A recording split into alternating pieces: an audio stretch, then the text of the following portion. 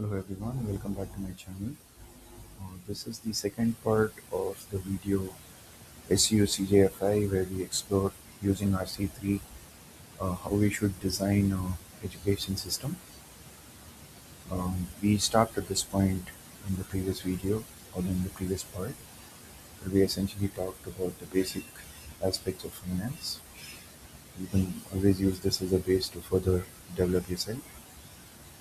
Finance is a skill, master it before you start earning your first salary. That's probably a good strategy to follow from a finance perspective so that you optimize the way you manage your money uh, from the very first salary itself, which will allow you to very quickly go to conditionally free or financially free states rather than figuring things out by hook or crook and struggling through the process.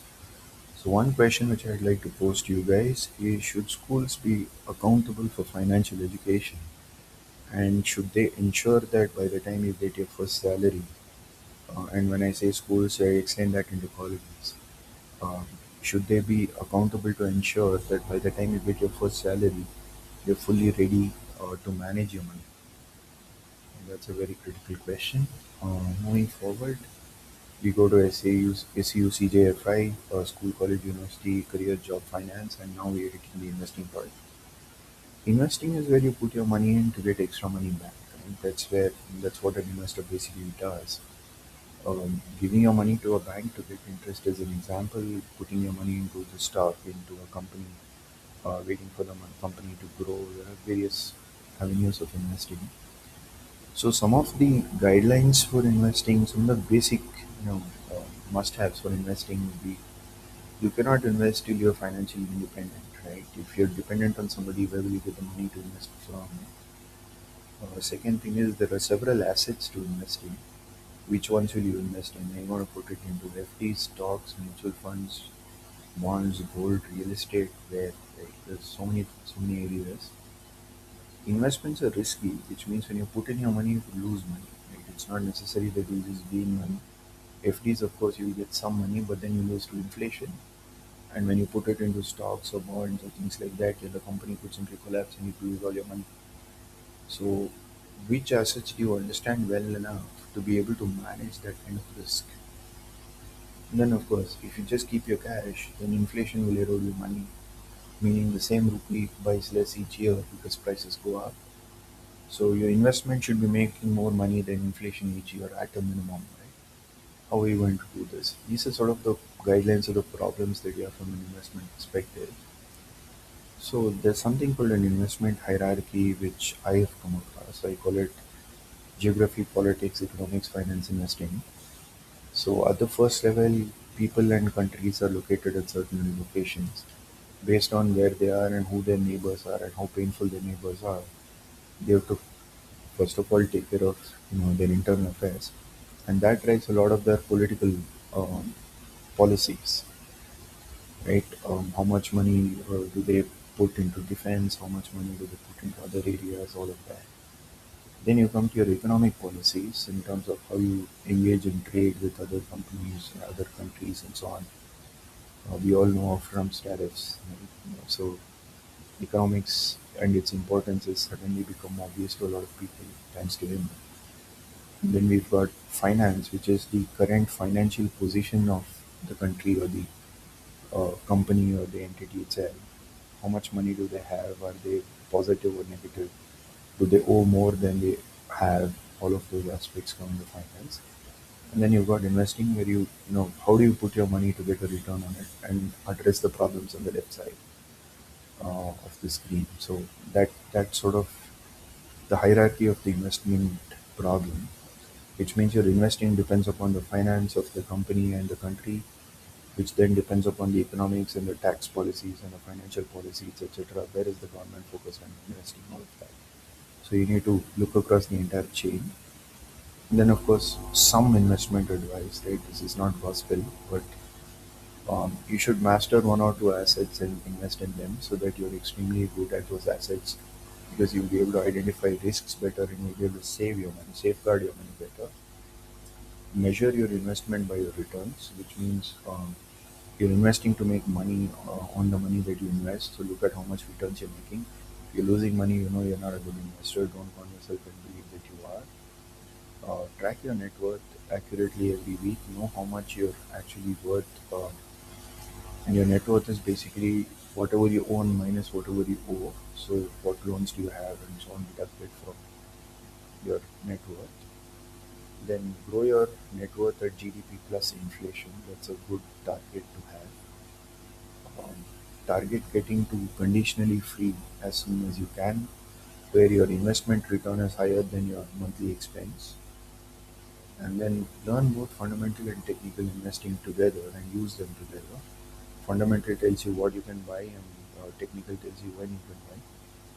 And then find your own investment strategy, right? What works for you, which assets are you going to invest in, how are you going to distribute your portfolio, all of that aspect you need to think of. So these are some of the basics you can use to start your investing journey. Um, so hopefully this is a good introduction to finance and investing. Just as finance is a skill, investing is also a skill. Master it again before your first salary. Because by the time you get your first salary, if you're a master of finance and investing, you will reach your conditionally free state much earlier. A good target is within the first 7 to 10 years of earning salary, you should be able to get to a conditionally free state. Right?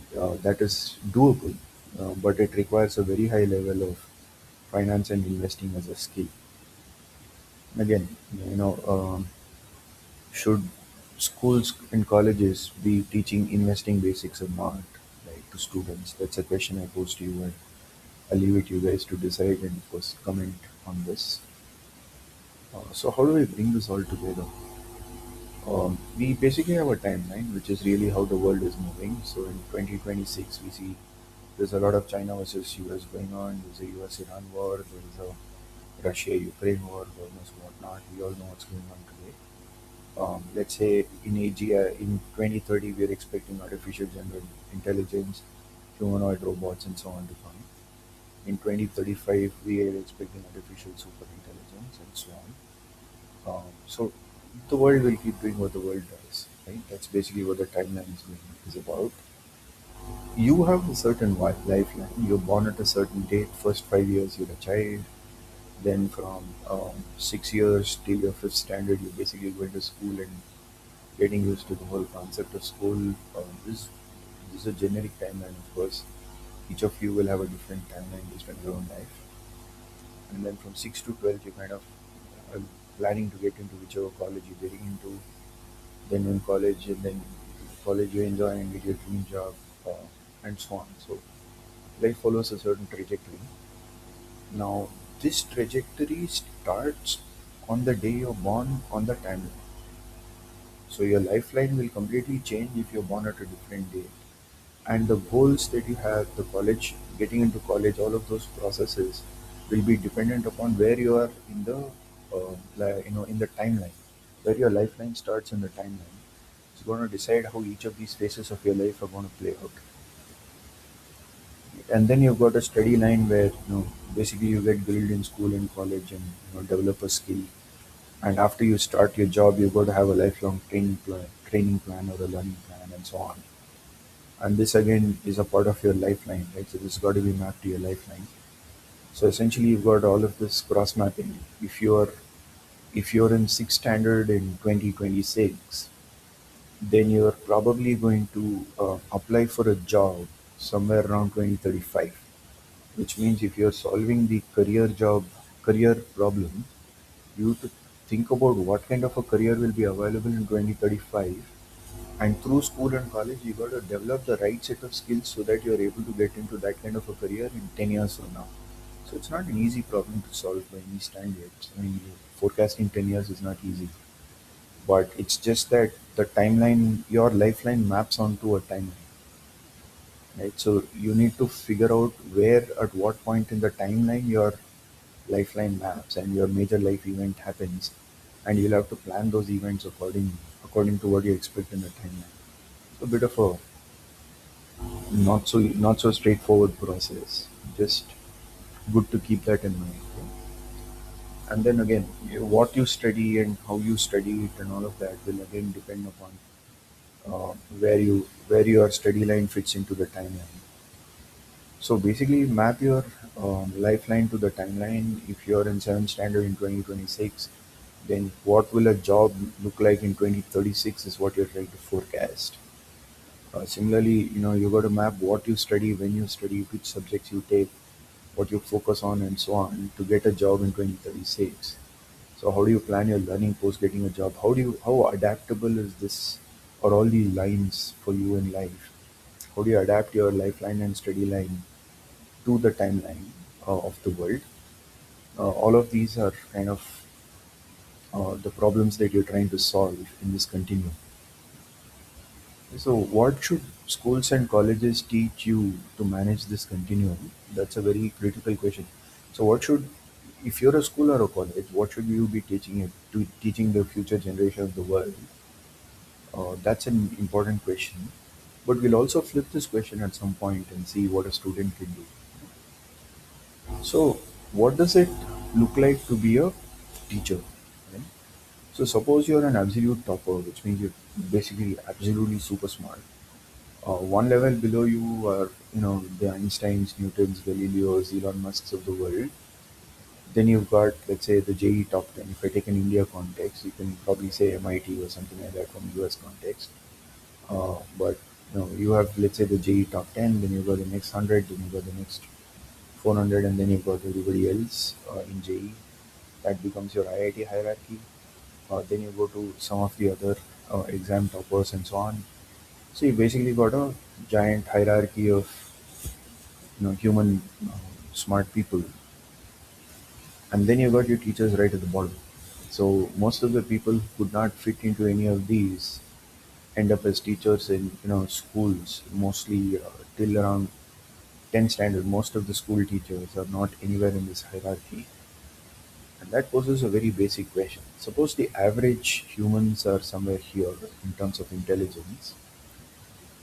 If the absolute toppers teach them, you're pulling up the average intelligence of the entire humanity. Whereas if the teachers who are there today teach them, you're pulling down the intelligence of the average humanity in the next generation. So basically, the quality of the people who teach will significantly decide how good or bad the next generation becomes. Now imagine you do two more iterations of these, you see that the average intelligence of humanity is coming down big time because the teachers that you're selecting are not up to the mark, right? Or they're not the best. So some of the principles you should have for teachers is the best should teach. You should have the absolute toppers teaching humanity and teaching society. That's This is becoming very obvious when I apply an RC3 to this problem. The second thing is expertise comes from learning, doing, and teaching. So you first learn, where you try to figure out what this thing is. Then you actually go and try to apply what you learn and try to do something. And when you teach something, you realize what you've actually done. So there might be certain things which you have done to solve problems, certain things which you do, which you have no idea you're actually doing. But when the students start asking you questions and you teach them, then you realize, oh, this is how I was actually solving this problem over here. And you also realize and understand what you've done, how you did the job.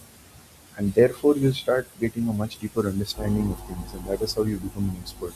So, expertise covers all three parts, right? Not just learning and doing, but when you teach, you understand better what you have done, and therefore, your expertise level increases significantly. Of course, one should use technology to spread knowledge of the best teachers to everyone. AI is pretty good as a teaching aid as well. Um, all of that should be used to the extent possible. We should not have a 1940 based education system which is not relevant to the world anymore. We should make maximum use of all the resources and skills that we have to pull up the average IQ of humanity on an ongoing basis. So, how do we get the best to teach the world? And should teachers take tests with students to prove themselves? Right? That's, I think, a very important thing. So the teacher who teaches the subject should not be the person who's doing the testing. That's a very, very important, maker checker kind of balance that needs to happen. Otherwise, the testing itself gets fudged, and the teachers are able to fudge the results that they are achieving or the students are achieving, which is not right. So moving forward, if you have bad teachers, what do you do? First of all the subjects are nice. There's no such thing as a bad subject or an uninteresting subject. There is only such a thing as a bad teacher or a very poorly, taught subject. If the subject is not introduced the way it should be introduced, students struggle with it. So you dislike a subject if you cannot understand what's being taught. So you put in all the effort, you read everything, and then you go and write the exam, and you don't get any marks. In that case, you are not able to, you basically start disliking the subject. It could actually be a teacher problem. Different teachers might be liked by different students. There is a teaching style versus a learning style. When the teaching style matches the learning style, the students, certain section of students might like the teacher, while others might not. So that's a very real possibility. So find your learning style and find a teacher who matches who teaches as per your learning style. That might be something that you can search for. Students tend to take subjects where their mental style matches their subject style. So if you say that you've got an intelligence, a memory recall, and a few other capabilities, if you're a person who likes to use the intelligence, you will go more for calculation kind of subjects like maths, chess, physics, and so on.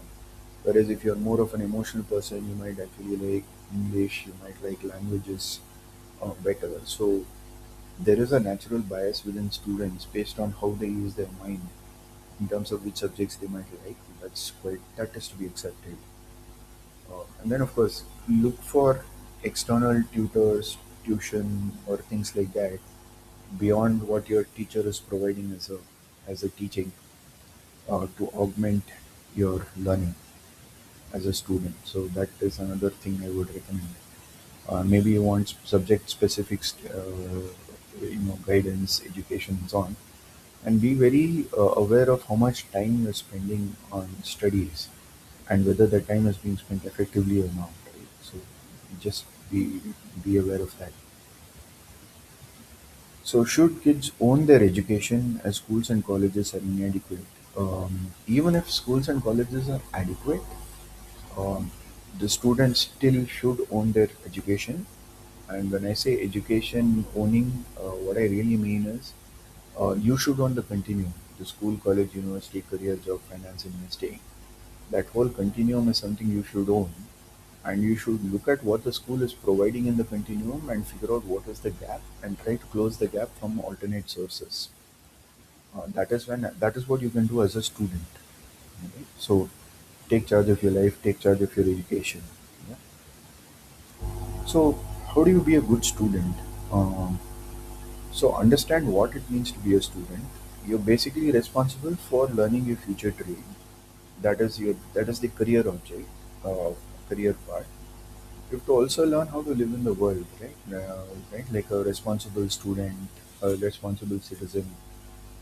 We can't have crazy people running around all over the place. And then you got to develop good habits so that you continue those good habits, disciplines, etc. In your future as well. For example, having a healthy, having a healthy living habit is something that you learn as a student and you carry through as life, and that will eventually determine the quality of your life as well. The second part of it is developing good study habits. Learn that each subject is studied differently.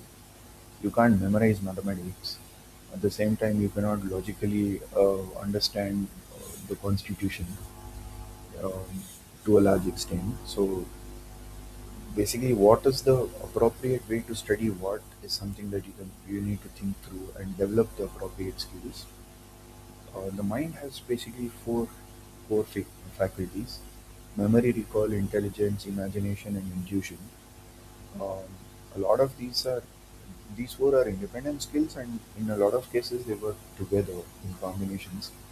So you need to figure out which combination works for which subject to what extent. Then, of course, be practical oriented, which means Whatever you learn, you always understand how it's going to be used in the world and what you can do with that knowledge. Keep that orientation as you learn, because then you will learn in such a way that you can apply it. And then your final exam is the day you complete your job and complete your college and apply for a job. So after you spend, let's say, 12 years in school or 14 years in school and 4 years in college, so that's 18 years total. The final test of what you do is determined on the day you finish college and you go and apply for your job. That day you will know what you've done for the last 18 years. And a lot of students in school don't realize the importance of things because the final test is so far away. They look at their school tests as the actual test, but they're not. The real test is what happens when you get into the real world and start facing the world on day one, which is the day you finish college.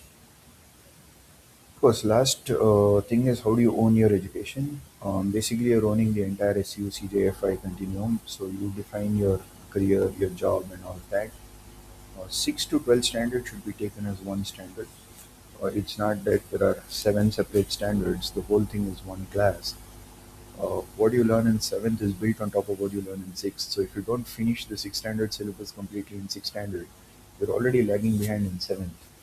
And usually by the time you come, and this is where teachers do a lot of shortcutting. They don't cover the entire syllabus fully in sixth standard, and because they are conducting the tests based on whatever they teach, they can conveniently get away with just finishing 60% of sixth standard syllabus. By the time the students come to seventh standard, they're already 40% behind where they need to be, and then that continues into eighth standard and ninth standard and so on. So by the time students go to face the big exam in 12th, they're way behind schedule and they don't even realize it, right? Because nobody has told them that 6 to 12 the entire thing is one single syllabus, right? Because the big exams in 12, the external exams especially, will cover syllabus all the way from 6th standard to 12th standard. So that's a very important thing. The other very important thing is don't judge yourself just by the school exams.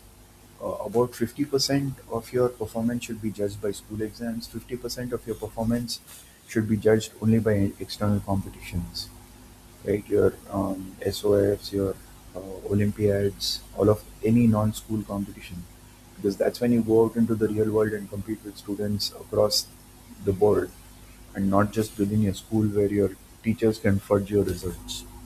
Right? Plan your college early. Know your target college by your age standard, so that you get 9 to 12 4 years of preparation time for your entrance. For example, you want to get into IIT, you want at least 4 years of prep for that. Of course, the next thing is learn for life. School and college do leave out a lot. So if you start preparing yourself for life, you'll start seeing, hey, I need to learn skills like how do I cook, how do I keep the house clean, how do I arrange things, how do I buy stuff, manage an inventory, all of that. So there are a lot of skills which schools and colleges do not cover. Then of course, learn to work with AI and the new tech that's emerging. Schools and colleges keep this out, but you better go out there and find out what's actually going on in the world, because ultimately you're going to merge into the timeline. And then of course, go well beyond your teachers. Right? Don't limit yourself to what your teachers are teaching you. You take charge of your education and make sure that you're learning the skills that you need for life. And these are some of the advice that I would give to a good student. And from an RC3 perspective, it does cover a lot, because if you break down the SCUCJFI and see what a student has got to do to manage that continuum, a lot of this becomes quite logical. So, has any school or college taught you what it means to be a student? Right? They all just assume that you know what being a student is. They bring you in, they make you do some studies, calisthenic, attend classes, blah blah blah. But have they actually sat you down and taught you about what it takes to be a good student, and how you can practice some of these things? Do let me know in the comments. Then how to be attentive. This is the single most important student skill. So I'm going to cover this in a rather. It's one skill, but it's probably the most important. So I'm just covering it with a focus.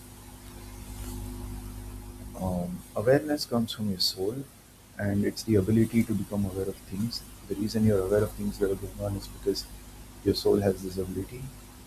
When you focus your awareness on something, it becomes attention. That's how you ready. You read, you study, you pay attention to, you hear, you listen, all of that.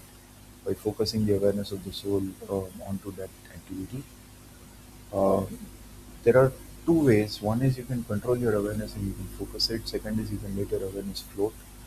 That's what happens when you're daydreaming and so on. Not being able to control your mind is a result of floating awareness. So things like meditation, pranayama, and some of the spiritual practices can help fix this. The more rested you are, the more control you have over your awareness. So make sure that you get enough sleep and learn how and when to pay attention. This will pay out later in life. So, for example, when you're reading a question in an exam, are you reading it with so much attention that the first time you read it, you completely understand the question, right? Um, that is an example of how to pay attention. Uh, these are There are certain points at which you need to suddenly, be extremely acutely focused in your attention. Practice, learn, understand, and practice that. So when we talk about awareness, first is this awareness of awareness itself. What is my awareness doing? Is it floating or is it focused? That is one the first or the highest level of awareness, where you're controlling your awareness. The second level is being aware of what task you're doing. So, for example, you go to buy a coffee in a shop, you see your friend over there, and you forget that went there to buy coffee. So that is you are starting off with a task, and then you forget that that's the task you were doing. That's a very common reason for getting distracted. And the third thing is keeping your attention on the task, right? When you're going to buy a coffee, go buy the coffee, and then go and talk to your friend. So there are three levels at which awareness needs to be managed. Then there is another concept which I wanted to introduce, which I call STREBAM. When I built an RC3 of some of the subjects of school, I realized that there's this concept called STREBAM, which is extremely critical. So we've all heard of STEM and STEAM, right? Where STEAM stands for STEAM has got arts extra, and then when I called it STEAM, I added research, experimentation, and business because they seem to be logically uh, necessary to complete it. But what exactly is tree ban? Why do we even have to combine all these things? The critical point is these are all the parts which work together to create the complete picture. And unless you understand this, you will not understand how the world actually works. So, what is tree ban? We start off with mathematics. Mathematics is a modeling language where you can model anything you want. Then you have science, which has a bunch of measures and metrics. What do you want to measure? How are you going to measure it? And then you define a research problem. Here, I want to study the behavior of boats on the ocean or whatever. And then you define how you're going to study that by defining the metrics and the measures. And then you conduct your experiments. For example, Newton conducted an experiment, let's say between force, mass, and acceleration. And then he figured out the relationship between these three by measuring force in terms of newtons, by measuring acceleration in terms of meter per second squared. So you got your metric and your measure there, and by measuring mass in terms of kilograms. And then he comes up with the equation F is equal to ma, which becomes a principle of nature. So that's where you end up with your scientific principles and theories.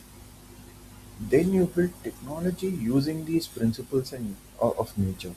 For example, an automobile, you're able to say if I have this many liters of petrol, I'm going to be able to drive for that much distance because you understand the principle on which it operates. Right? So you combine your principles and scientific principles to create technology. Then you mass produce your technology for human consumption through an engineering process. So that's where engineering fits into the whole mix. Where, for example, if you take an aspirin, you're not worried whether it's going to cure pain, fever, or it's going to cure cholera, because every aspirin is built the same way, and the reason for that is engineering quality. So to be able to mass produce it and distribute it across the planet without losing the quality is an engineering process. A business typically creates technology or invents technology through innovation, and then mass produces and makes money through engineering. And then you've got art, which impacts the architecture and design of things. So all of these parts work together to create everything in the world that you see. So if you ask where do you use mathematics, well, everywhere. The size and the dimensions of the suitcase that you bought, which was delivered by the business, produced through an engineering process, or using a technology, or using what material science and stuff and all the material principles that they created, all of that comes together to create your suitcase, and the coloring and the shaping and the combination comes from arts. So it helps to sort of understand that your education in terms of how the world works is basically using a stream framework. uh, you know, RC3 just completed it for you. So I'll stop here and we'll continue in the next episode.